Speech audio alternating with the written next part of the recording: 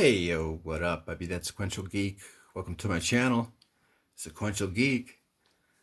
Shout out and much love to all you nerds, comic book dweebs, geeks, checking out this part of y'all's Sequential Hood. Just want to start off here with a haul I got from Second and Charles. Oh yeah. Last Sunday I went to 3 different shops just east of Denver and Aurora. Checked out Second and Charles at first. Got a bunch of comics that were just under $2. And then the last couple are $1. After that, I went to Cobalt Comics, just north of there. And then I kept going north to All Seas Collectibles. All Seas Collectibles is just north of Cobalt Comics. I was there last week. You know how like when you see a couple comics that you hold off because you want to be thrift, right? You want to be frugal. Think you're playing it smart, saving your money, but then it just lingers in the back of your head. You're just like, I gotta get that comic. Why didn't I buy that comic? Why did I pass that comic up? The fuck. So I went back and they were there, so I bought them. So I went to 3 shops a couple days ago on Sunday, and to start it off, found a couple of Richard Corben comics. This is from 1984. It is an adaptation some Edgar Allan Poe. It originally came out of 1839, the group of short stories, Fall of the House of Usher. This is in color. The adaptation is done by Richard Corben, the late, great Richard Corben. He did the inks, the illustrations, and the script. And that is published by Pacific Comics out of 1984. Pacific Comics, Bill Shanes, I believe is this guy's name, Bill Shanes. Him and his brother, when they were teenagers, they started this Pacific Comics catalog, issue number 5 out of 1977. I showed off in an earlier haul where they exclusively got an image from Frank Frazetta for one of their magazines. It's like an early price guide type of zine.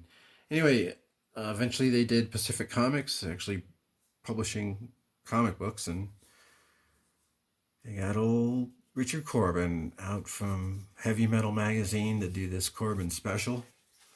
It's in color. And I also got, for $2, Shadows on the Grave. This is a black and white comic, horror comic that is out of Dark Horse. Interestingly enough, this is actually newsprint. It's amazing.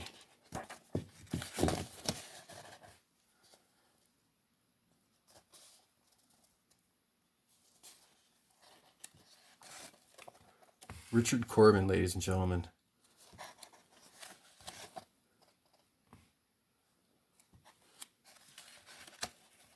Now I know Richard Corben for Marvel Comics under their Max label did a Haunt of Horror, 2006. It's a 3-issue limited series. This one out of 2017 for Dark Horse Comics ran for 8 issues, I believe.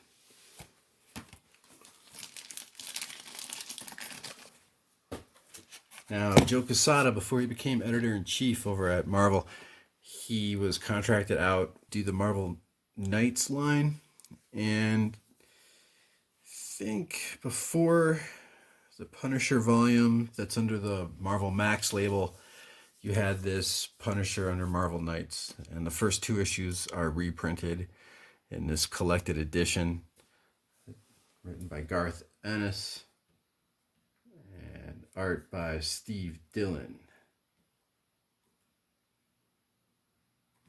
These Marvel Knights imprints really started stirring the pot of that variant cover bubble. I don't know if I call it a bubble, but sensation. What people initially thought was going to be a fad, you had Dynamic Forces, which is still in business. I bought some comics out of Dynamic Forces, some certified signature comics, as well as their variant covers. And Dynamic Forces had 2 separate covers for this Punisher Marvel Knights first issue. The collected edition, as you see here, is a Tim Bradstreet cover. And that's out of the year 2000.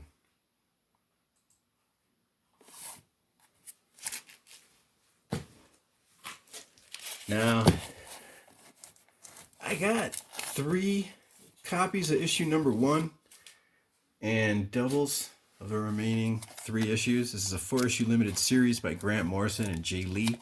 Fantastic Four, 1, 2, 3, 4. This was that little mini renaissance I keep talking about, referring to that unofficial name, New Marvel, like NU Marvel.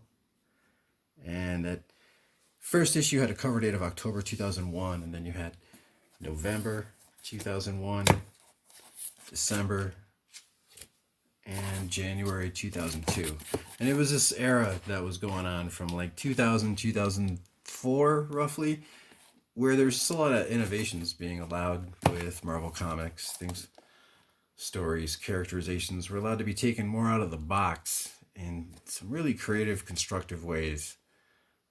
Things ended up kind of going to shit by like 2005. Bill Jamaas had left, and Marvel was setting themselves up for their Disney buyout, and there's a lot of cross-branding for recognition, like Spider-Man joining the Avengers and Wolverine joining the Avengers and all this stuff that really didn't make sense to the characterization of these decades-old characters.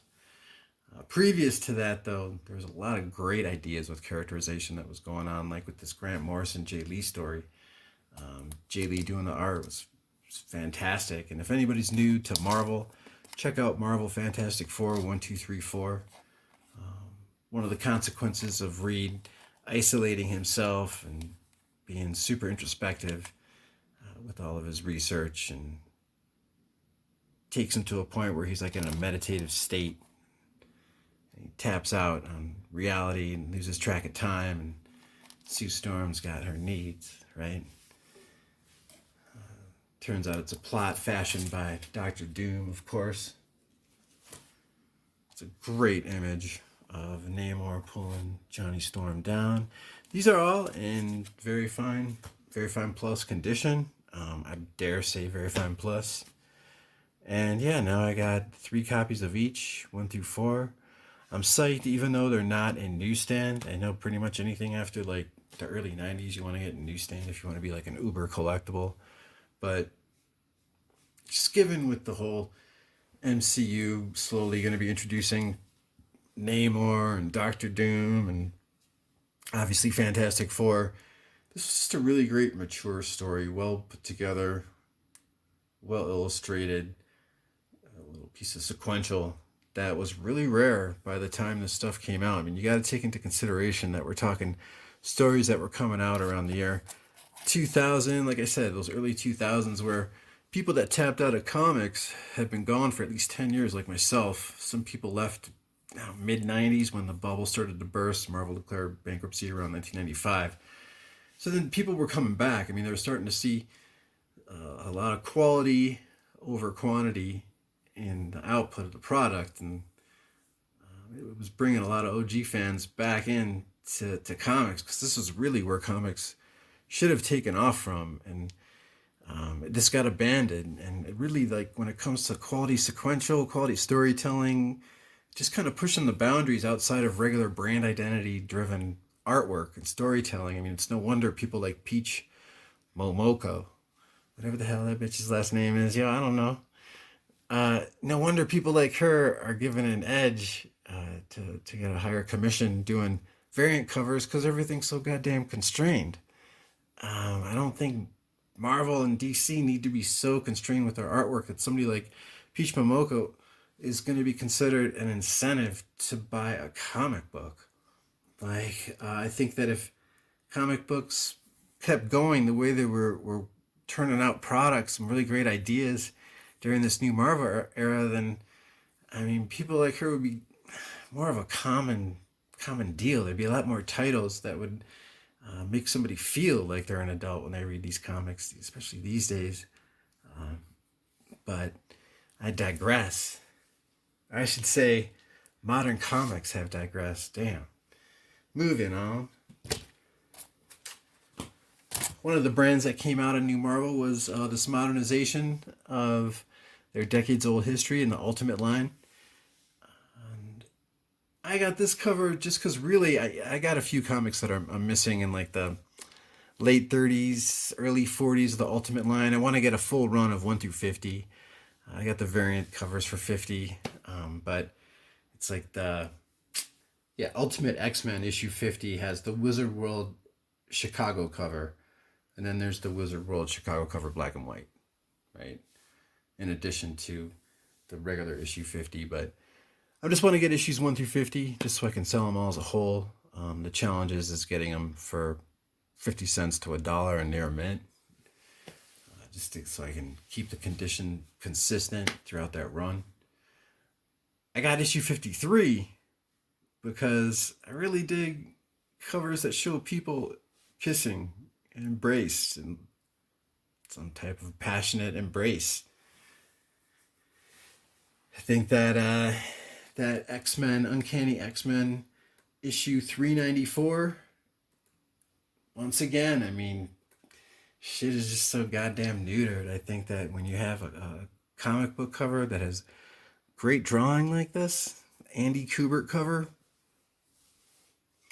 I love the highlights going on. Rogue and Gambit and the Rain.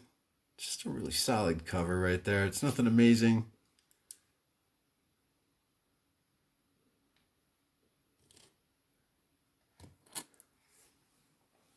But it reminded me of Uncanny X-Men issue number 394. Yeah, Uncanny X-Men 394. It's got Jean Grey and Logan. They're passionate embrace.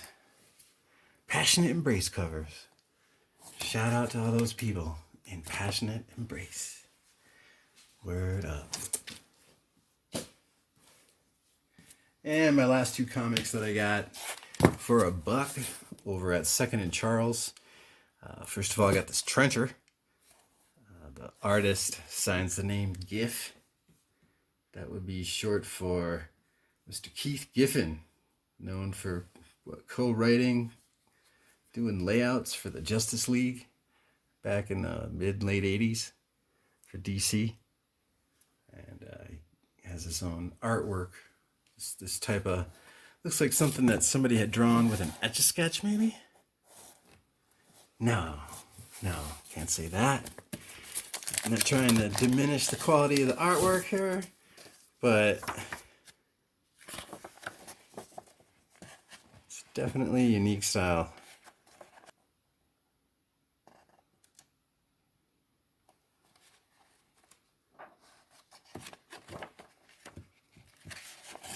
Yeah, early Image Comics here. 1993, I believe. Gotta look that up. Yeah, cover date May 1993.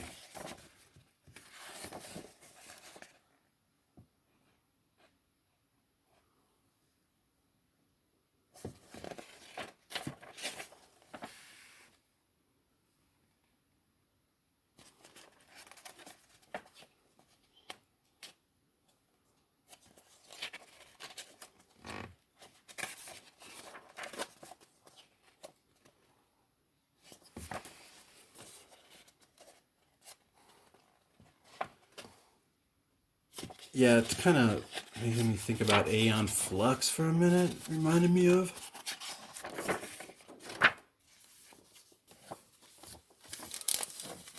A nice VF copy for $1. Script, pencils, inks by Keith Giffen. Class War. It's definitely part of that new Marvel mini Renaissance type of era I'm talking about right here. It's Rob Williams. Yeah, Mr. Rob Williams is the writer. I highly recommend this story. This is one of those stories where you could say the hero takes on real life villains. This one guy's created by the government to be a super soldier, sort of like a Superman type of hero, right? He's got the standard Superman superpowers. And this story, Class War, it's a social message. It's one of those stories that got canceled pretty much because of 9/11 when that came out. The story came out in January 2002 cover date. So it came out just after 9/11 occurred. And I know 3 issues into the story because it depicts these heroes taking on the government. I think the main protagonist, I remember when this came out, he lifted the president off, flew up into the sky with him, and he used his heat vision to write the word liar in the guy's forehead. The second issue came out in July 2002. So not all of them were coming out on time. Trevor Harrison, I'm not going to get that last name right, but that penciler, thanks to the success of this story under the label Com.X, he ended up doing the artwork for Brian Michael Bendis's Ultimate 6 limited series, that 6-issue limited series, ultimate version of Sinister Six. Just a great story. Definitely recommend checking it out. That was back when comics were no longer coming out on a monthly basis. Travel Foreman ended up taking over this story as of issue number 4. So the story kind of went on a hiatus by issue number 3. After that, 3rd issue came out with cover date July 2002.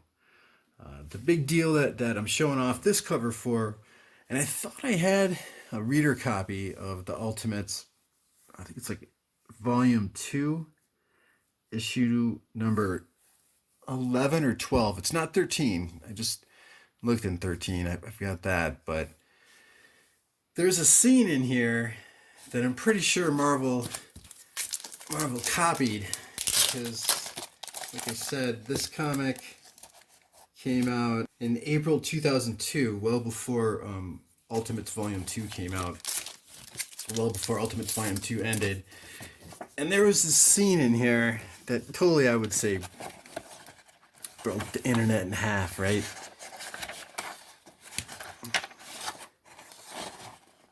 Because I don't know if you remember in Ultimates by Mark Millar and Brian Hitch, when the Hulk was finally fighting the Abomination, the Ultimates version of Abomination. And he nailed him so hard, he knocked his jaw off. But they got that, as far as I'm concerned, from this comic.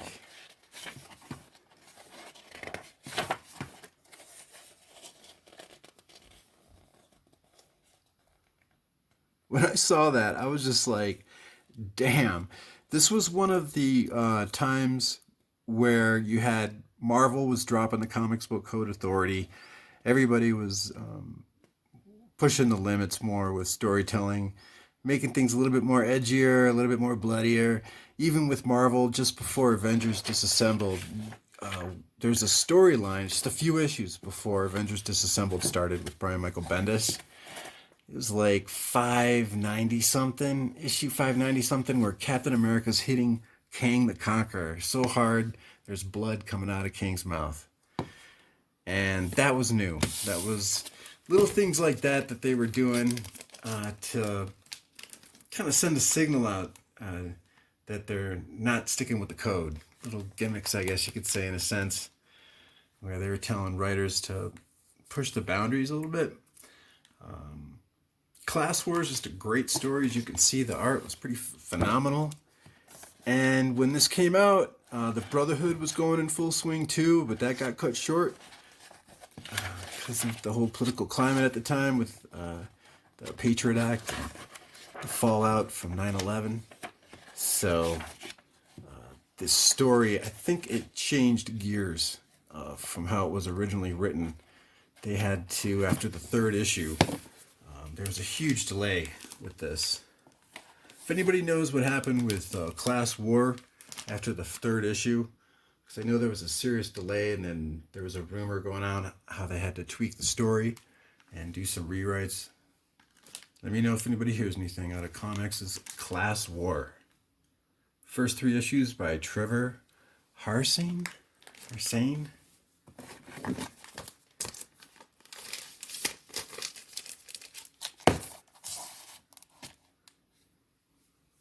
When you get a chance, check out this trade paperback for this at the very least. Keep an eye out in the Dallahallas for this 6-issue limited series.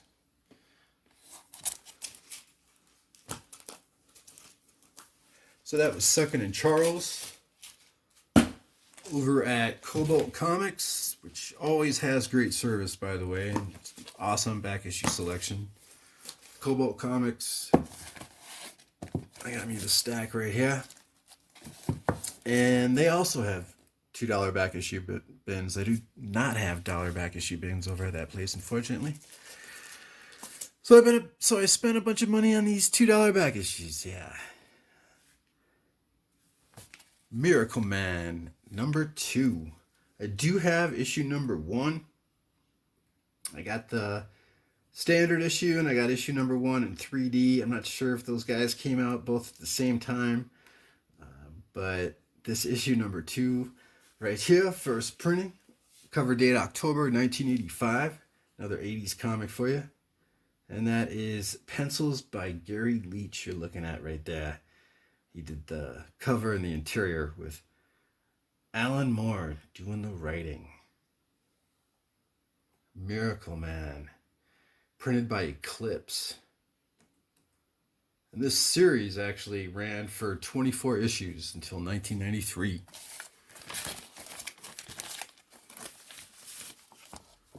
I got a nice, myself a decent copy right here.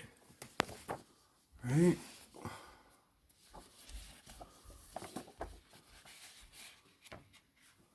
Definitely white pages.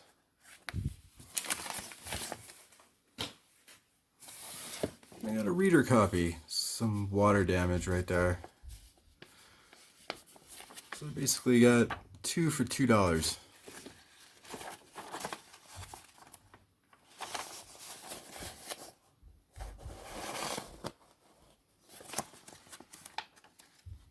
Yeah, I'll admit, Miracle Man, I do not know much about that. I know that there was some legal battles that were going on at the same time. Neil Gaiman and Todd McFarlane were having their legal battle, and then there was another legal battle going on with Alan Moore and Miracle Man with Marvel, I think. Basically, according to Neil Gaiman, per Wikipedia, which is, I'm sure, such a great reference, the evidence presented in the course of the lawsuit revealed that the rights for Miracle Man were not included in Todd McFarlane's purchase of Eclipse Comics assets. All right, I'm not in the mood to go down that rabbit hole right now. 75-cent cover price, though, for a comic I got for $1, essentially, right? I got 2 copies, 1 reader copy right here, $1 a piece. Paul Gulacy, Night Vale Special Edition, first issue. Printed by AC Comics. Bill Black is the publisher of AC Comics, and he was big on creating these like retro brands, developing retro style B movies. So this is out of 1984. This ran for 7 issues, 1984 to 1987. And AC Comics did do another printing of Night Vale in 2003, it looks like, per comics.org. But this is a Paul Gulacy cover. The script by Ben Smith and Bill Black.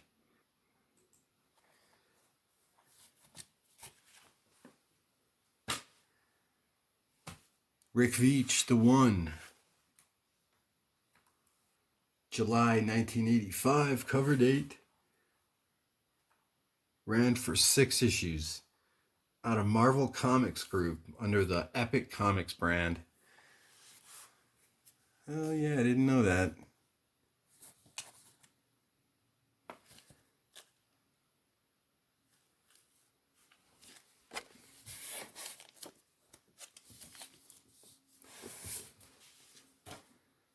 Next up, another comic, legendary comic from Rick Veitch, Max Immortal. So yeah, over at Strange Brain Parts, if you check out that YouTube channel, I do a little synopsis of Rick Veitch's 4-issue limited series called Brat Pack, but it's all part of this Max Immortal universe. And I actually do a rundown as part of this analyzation of Brat Pack, the order in which these books are supposed to be coming out. Number 1, the Maxi Mortal, Brat Pack Maxi Mortal Super. In the end, Brat Pack is a coherent and suitably both gorgeous and filthy bridge between book 2. Specials act as a bridge between the 5 books that document the Metropolitan Center. Brat Pack is part of what is known as the King Hail Heroica. This is a series of 5 books that document the life of the Maxi Mortal and the history of the comic book industry. Despite being published first in 1990, Brat Pack is actually the 4th book in the overall saga. Slightly more confusing are the Brat Pack and the Maxi Mortal Super Specials, published in 1996 and 1997. Chronologically, they occur after Brat Pack, but within the King Hail Heroica saga, they are intended to be read before the events in Brat Pack. These super specials act as a bridge between books and explore the nature of the Maxi Mortal and their connection to Dr. Blasphemy, the only human to ever conquer the Maxi Mortal. The actual timeline of events looks like this. Brat Pack Maxi Mortal Super Special number 1. The Maxi Mortal. Brat Pack Maxi Mortal Super Special number 2. Boy Maxi Mortal. Brat Pack Maxi Mortal Super Special number 3. True Man, the Maxi Mortal. Brat Pack Maxi Mortal Super Special number 4. Brat Pack. The final book is currently untitled, but it will include all of the super specials and a final battle between Maxi Mortal and the antagonist, El Guano. So,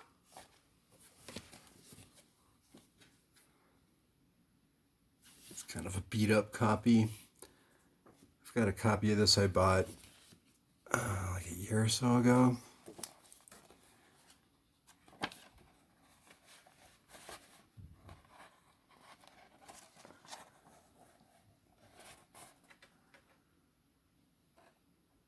Book 1, Cheek, Chin, Knuckle, or Knee, Rick Veitch.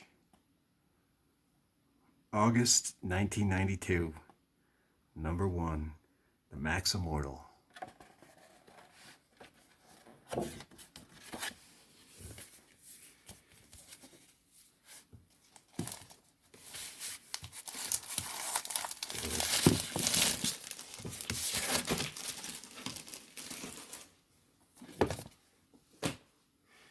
Saber number 6 by Don McGregor. Don McGregor is the writer of Black Panther during the Jungle Action run. And this too had covers and artwork by Paul Galassi. If I can get that name right, pronounced right, but after issue number 2, Kent Williams did the covers. Billy Graham doing the art.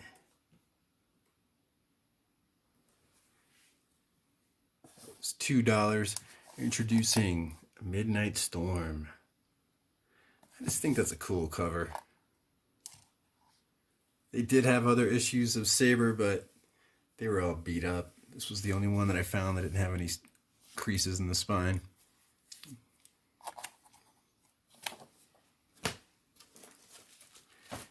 Oh yeah, check it out. Not only did I get this for $2, right?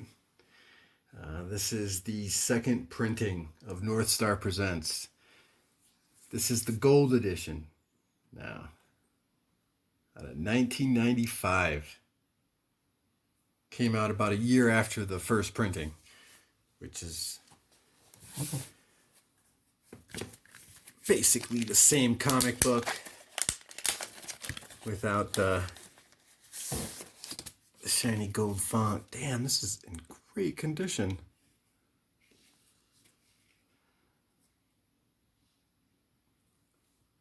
Right on.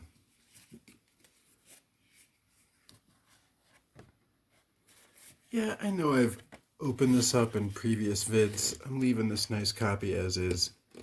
It's a nice James O'Barr image for you.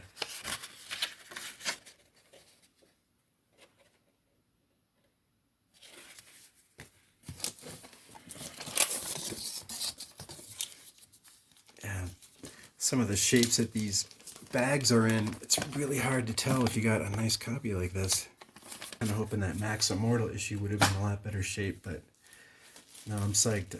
I already have a copy of it, and now I have a reader copy.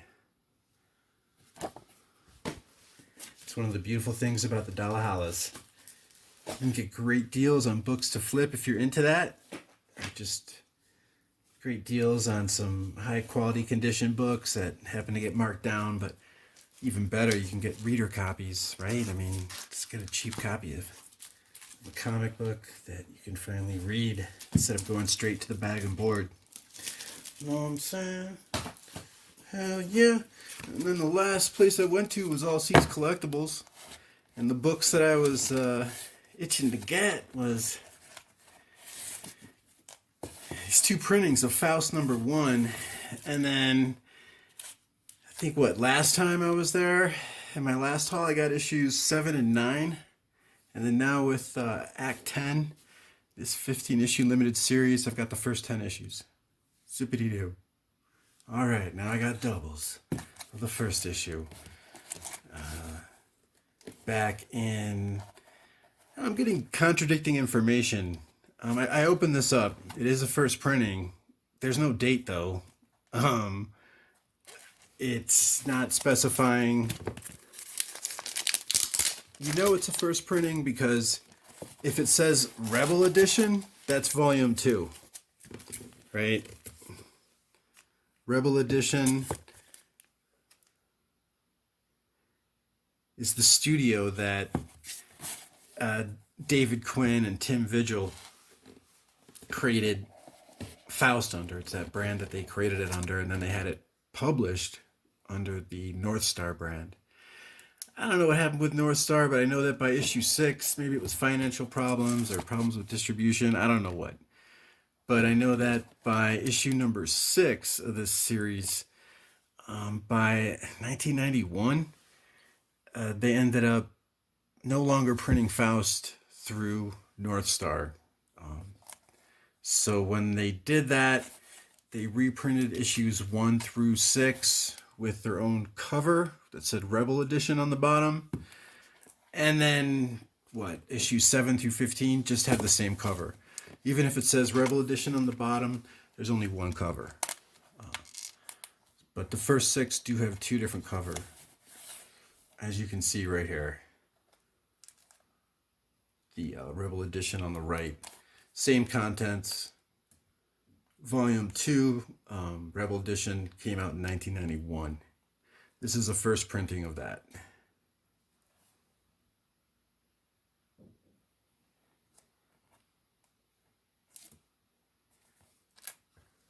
So a few years before, in 1986, 85 then, I think, under the Silver Wolf Publishing, Chris Silver, he was the writer, and Tim Vigil was the artist on Grips. Grips was this guy, I guess he was like this street vigilante. As a comic book creator by day. I think it was Fat Ninjas is the book that he did. And by night, he was this super violent outlaw vigilante. That's why a lot of these comics, these lowbrow comics, called outlaw comics. A lot of tales of revenge. People very noirish, like film noir, like books about crime, pulp, so to speak, but on a more extreme level as far as sex and violence is concerned. Depiction of drug use as well. So I wanted to get these books because this was $6. This was $9.99. There is one slight crease in the spine right there. But besides that, actually, no, we got one down there too. So we got a crease in the spine there and there. Regardless, you know, that was the best looking copy that I found. They had two different copies. Only one of this one and two of the first print. And I know that in other states that I've been in, this is like a $20 book, $15 to $25. Either of these copies run for. And here I am getting them both for what, 10, less than 10. I had to get them. I think with just the way things are going with the direct market and just at how tepid and bland superheroes are getting, I don't know, I think, you know, sometimes the pendulum starts to swing the other way. And just the way things are going with distribution. What is it? Marvel's going with Penguin Random House, and DC's now with Lunar. You've got Diamond Comics distribution shifting gears. Hopefully they'll start paying more attention to indie labels. And just as people are looking for alternatives to the direct market, they'll be paying more attention to indie labels in general. So I think eventually people are going to be gravitating either towards horror comics or different types of anthologies, like it came out on a Wednesday, or some more extreme forms of entertainment, because usually when you start off with the superheroes, it's like a gateway medium for getting into comics, sequential, and different types of comic book storytelling. And eventually you're going to land into other forms of art and different publishers that, you know, 10 years into reading superhero comics, you want to check out. You just kind of, your urges, your cravings just kind of grow out of the big two. You start to see things being programmed more based on, like I always say, brand identity and patterns that people in marketing want to keep up to maintain demographics for people who spend on their DC or Marvel Comics brand names. So you get sick of that, and you want to broaden your horizons. So I think that when people start to check out more black and white comics and indie labels, they're going to start gravitating more towards where this stuff comes from. You know, you got that YouTube channel Power Comics as well, and they cover DIY stuff, lowbrow stuff that was from the late 80s, early 90s. So there you go. That's another channel that's new, and it's people appreciating that black and white DIY stuff, that lowbrow, just get her done. Like people going out, just making it happen, Cap. You know what I'm saying, dog? People moving it, moving product, just kind of making things how they want it to be, going out trying to make their own changes, doing their own thing. Whether they got 100% talent or not, it's just amazing to see, which is why, you know, I think also people like James O'Barr.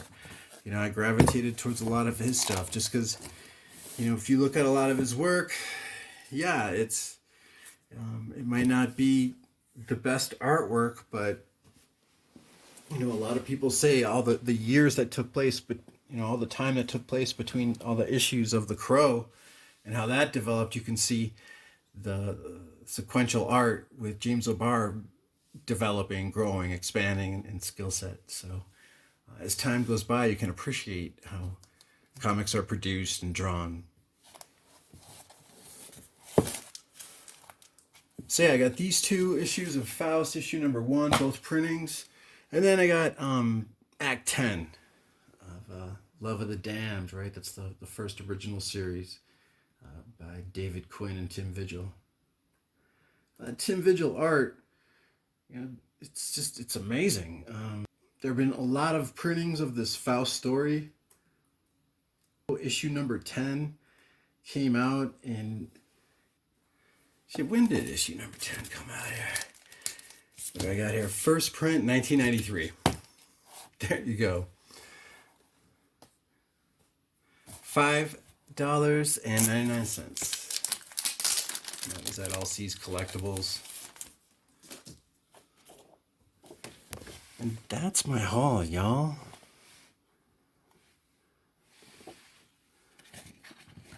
Let's see how much of this I can show and get away with without having to edit too much of this out. I mean, check it out.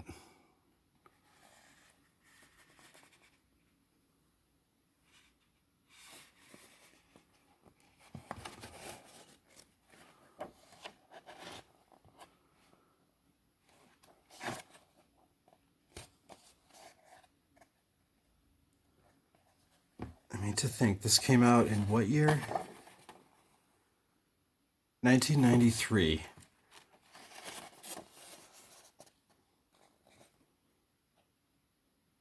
I mean, what, Marvel, DC, they make in 1 month as much as they make in, what, 5 years of publishing comics? They make it a month from, merchandising, licensing, lobbyists for tax loopholes and investments in property and Lord knows what types of offshore hedge fund they got going on. They can't subsidize their creative department to give us not necessarily the same content, just to give us this level of artwork. Damn.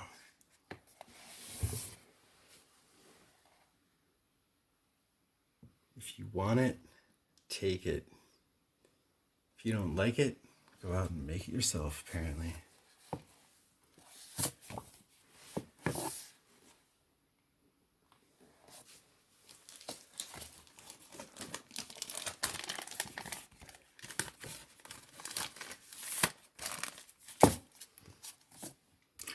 Let me know of any questions you got. Any feedback.